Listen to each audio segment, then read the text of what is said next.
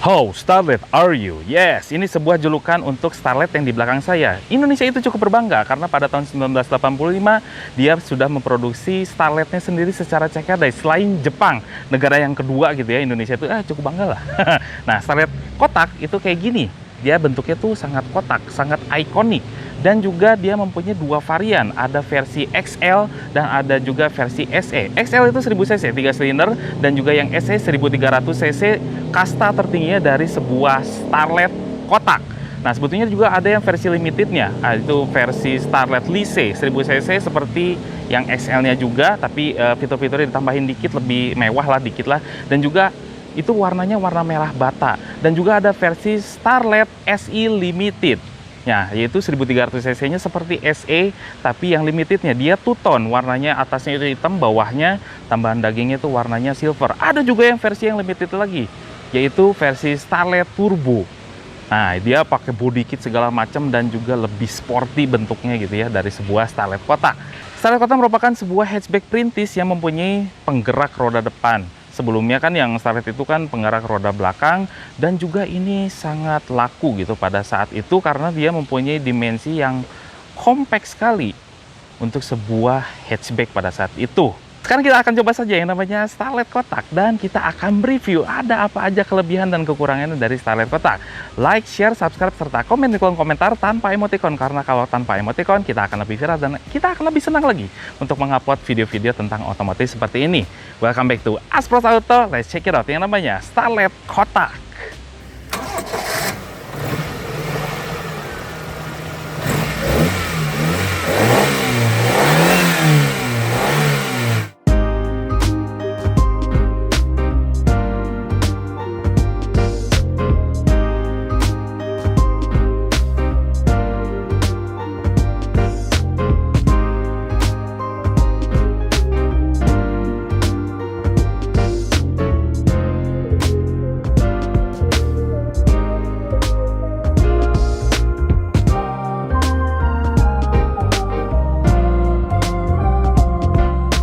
Untuk tampilan depan Starlet kotak ya, ini benar-benar kotak dan kaku-kaku semua, berbeda dengan Starlet kapsul yang sudah membulat.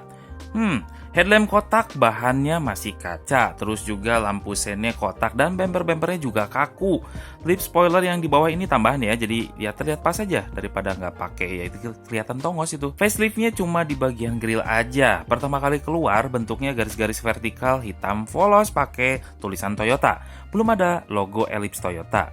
Faceliftnya di tahun 1987, grillnya lebih clean dan masih ada logo tulisan Toyota. Tapi di kiri bawah ada tulisan Starletnya. Kap mesinnya tidak ada kontur sama sekali dan 2 buah kecerutan. Mau ngomong apa?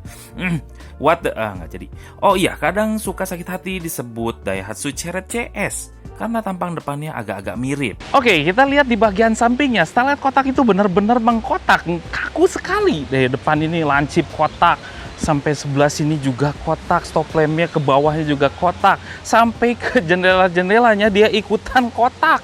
Tuh lihat, tajam-tajam sekali dari pilar A, pilar B, pilar C itu benar-benar mengkotak dan kaku sekali. Nah, itulah makanya disebut Toyota Starlet kotak. Oke. Peleknya aslinya itu ring 13, tapi oleh pemiliknya sekarang udah pakai ring 17 yang fitmentnya keren.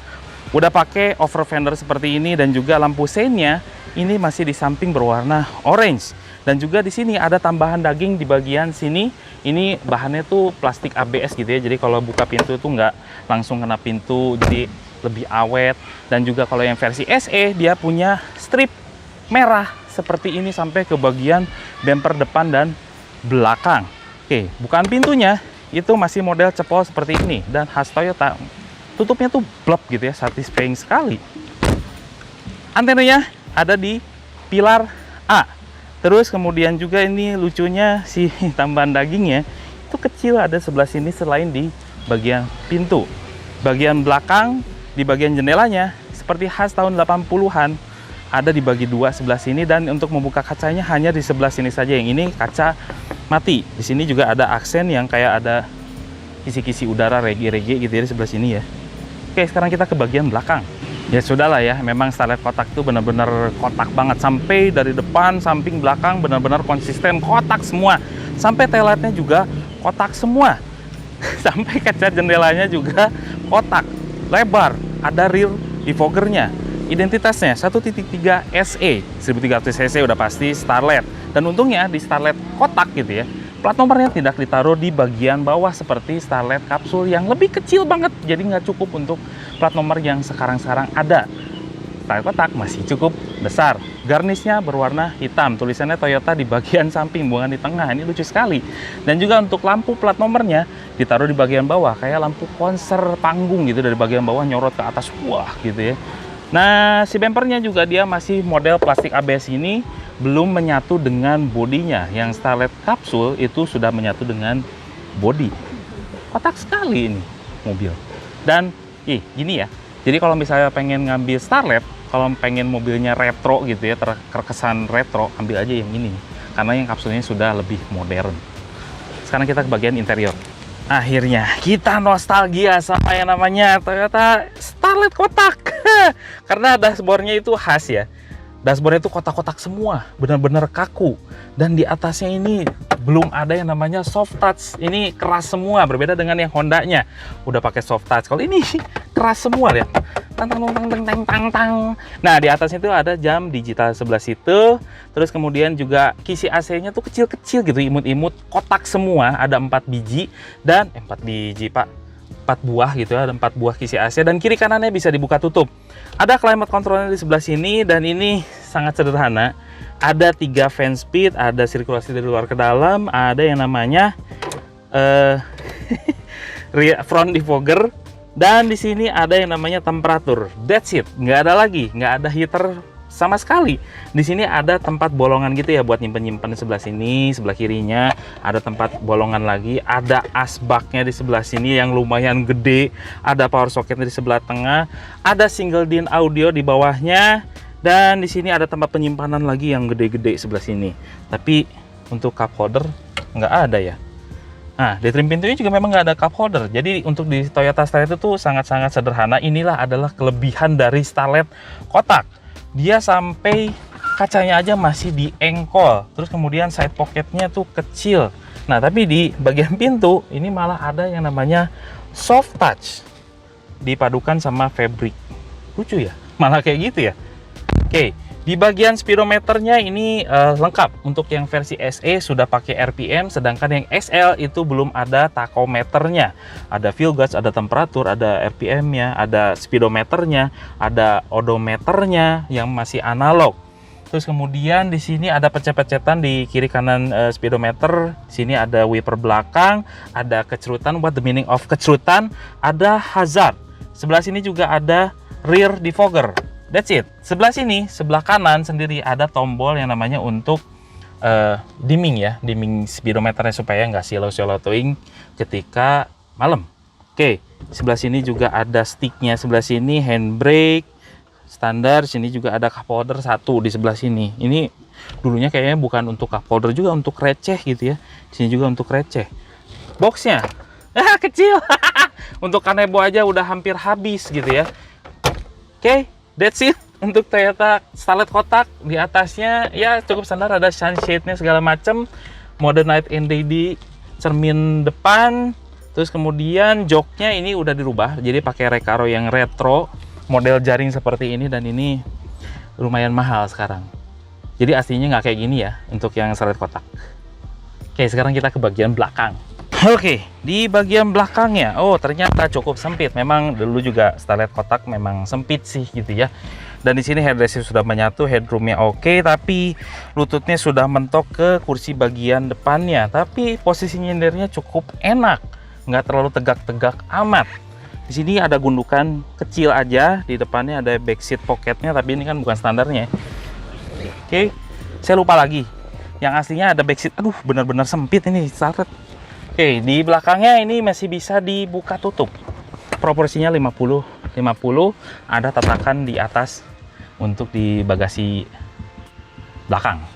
Sekarang kita lihat di bagasi belakangnya. Nah, ini nggak ada apa-apanya, udah. Begitu aja. Seat belt juga nggak ada. Yuk, kita ke belakang. Aduh, sempit sekali. Untuk membuka bagasinya dia bisa dua cara. Bisa yang dari cungkilan dari sebelah driver dan juga anak kunci di sebelah sini. Tapi jangan sekali-sekali buka Starlet kotak itu dari bagian sini, karena ini sangat fragile untuk si angkatannya gitu ya. Jadi ini sebuah garnish saja dari bawah sebelah sini nih. Nah, ada tatakannya dan juga bisa ikut terangkat karena ada talinya di sebelah sini. Dan inilah bagasinya, cukup kecil sekali untuk sebuah Starlet. Sama Wonder ya masih gedean inilah, dikit lah daripada Wonder. Ini masih lebih fleksibel dan juga lebih agak apa ya, tidak memakan ruang untuk si spakbor rodanya. Di sini juga ada tempat penyimpanan. Tuh, ada dongkrak segala macem. Dan sebelah sini udah nggak ada apa-apa. Ada speaker belakang juga di sebelah sini. Oke, that's it untuk bagasinya. Nice. Sekarang kita cek mesinnya. Apakah ada harta karun di sebelah sini? Oh, masih standar. Nah, pertama kali keluar Starlet itu tahun 85, dia pakai mesin 1000 cc 3 silinder. Pada tahun 86 akhirnya keluar lagi 1000 cc 1300 cc tapi tipenya masih XL dan 1300 cc versi SE karena ada dua jenis 1300-nya. Yang ini tipe 2E 1300 cc 12 valve, terus juga 4 silinder saja, punya tenaga 65 horsepower dan juga torsinya 98 Nm. Katanya banyak yang bilang underpower, makanya akan saya buktikan apakah benar-benar underpower atau memang udah pas-pas aja untuk di dalam kota, atau untuk keluar kota apakah masih cukup, saya juga nggak tahu. Kita sekarang cek test drive-nya. Akhirnya saya merasakan yang namanya Starlet kotak. Nah, ini adalah tipe yang SE atau kastar tertinggi dari tipe Starlet di tahun 80-an. Dan rasanya seperti apa? Ya kalau tradisi Aspros kan memang dari joknya dulu ya. Joknya tuh ini udah diganti sayangnya, tapi Recaro yang retro. Rasanya emang agak sedikit keras sih. Tapi ini ergonomisnya dapat banget untuk Recaro-nya. Dan kita defaultnya memang kalau Starlet itu dia posisinya tinggi, dashboardnya rendah, visibilitasnya enak, pilar A-nya kecil, depan, belakang, kiri, kanan enak bisa ngeliatnya. Makanya yang baru belajar nyetir ini pasti kepegang banget kalau Starlet, karena kemana-mana enak ngeliatnya. Handling dan steeringnya Starlet ini untuk sebuah hatchback lumayan sharp. Kenapa saya bilang lumayan? Karena ada yang lebih sharp lagi daripada Starlet, yaitu Honda Civic Nova, atau saingannya terberat dari Starlet. Tapi untuk sebuah hatchback kita pakai sehari-hari ini enak, nyaman, dan kita betah untuk berlama-lama di dalam kokpitnya. Nah, tapi kalau untuk urusan fun to drive masih dipegang oleh Nova. Starlet itu kelebihannya dia user friendly.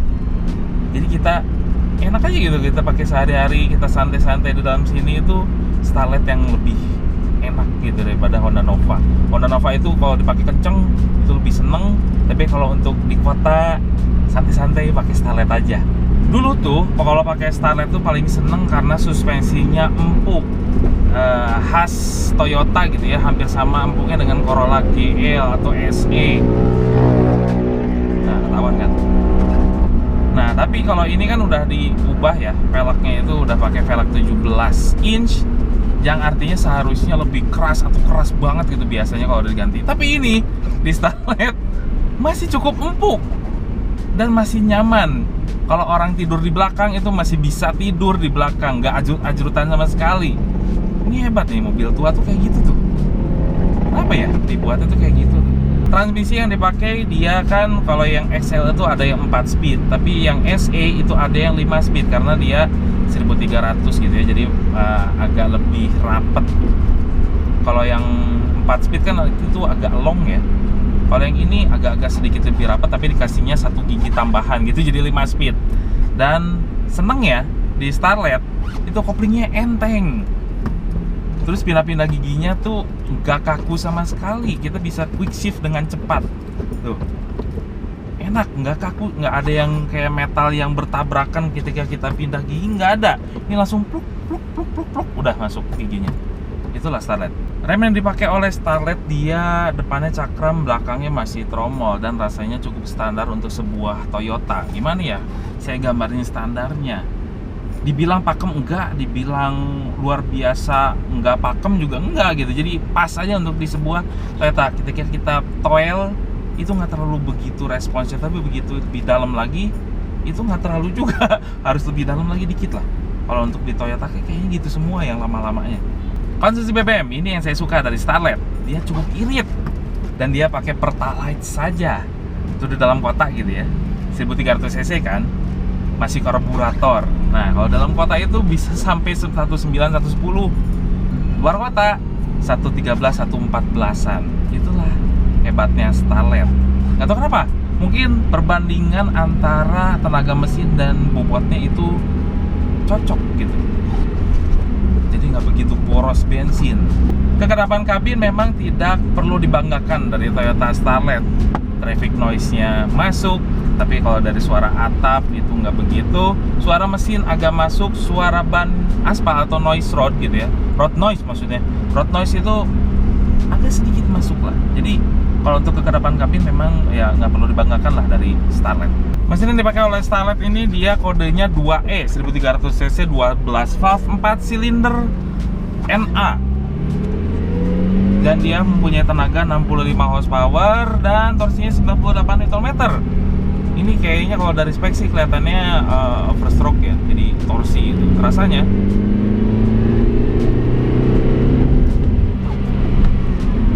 tidak menggebu-gebu memang kalau memang standar ya mesinnya, dan ini di tesnya pakai AC jadi nggak terlalu wah gitu. Tapi kalau untuk sebuah mobil perkotaan dan juga untuk nanjak-nanjakan sih kayaknya kalau untuk di Starlet itu masih oke-oke aja, padahal dia pakai AC nih ya, sekali lagi ya. Karakteristiknya memang agak sedikit torsi tapi tidak apa ya, nggak torsi-torsi amat lah gitu. Jadi begitu di RPM bawah itu agak mulai menjambak, tapi begitu di 3000, 4000 itu udah mulai flat gitu tenaganya. Rasanya gitu yang saya rasakan gitu di Starlet pakai mesin standar. Lalu apa yang saya pikirkan mengenai Toyota Kotak Starlet? Yang pertama dari desainnya. Desainnya tuh sebetulnya nggak timeless amat, cuman unik gitu ya. Dia sebuah mobil yang benar-benar kaku, mengkotak sekali, dan dia mempunyai image Toyota gitu ya, yang mudah dirawat. Nah, benar saja, karena kalau kita pakai sehari-hari dalam kota ini benar-benar nyaman dan kita betah untuk berada di dalam. Tapi so boring gitu ya, itulah dasarnya dari Toyota. Tapi enak dipakai sehari-hari. Nah, kalau misalkan kakak-kakak ini semua lagi cari mobil pertama yang pengen ngebangun dari awal, pengen tahu cara ngerawatnya, ini adalah sebuah mobil yang cocok gitu ya. Nah, dengan 30 jutaan kalau misalnya bahan gitu ya, itu bisa diambil. Dan juga cara pengendaliannya, cara kenyamanannya, saya jujur ya, ini no offense sama sekali, saya sudah pernah pakai yang namanya Suzuki Karimun Kotak, dan lebih enak dipakainya yaitu Starlet Kotak. Nggak tahu kenapa, memang itulah intinya dari mobil tua. Coba deh pakai dulu ini, terus pakai yang Suzuki Karimun Kotak, enakan mana, dan buktikan secara langsung lebih nyaman mana, lebih ngebut mana.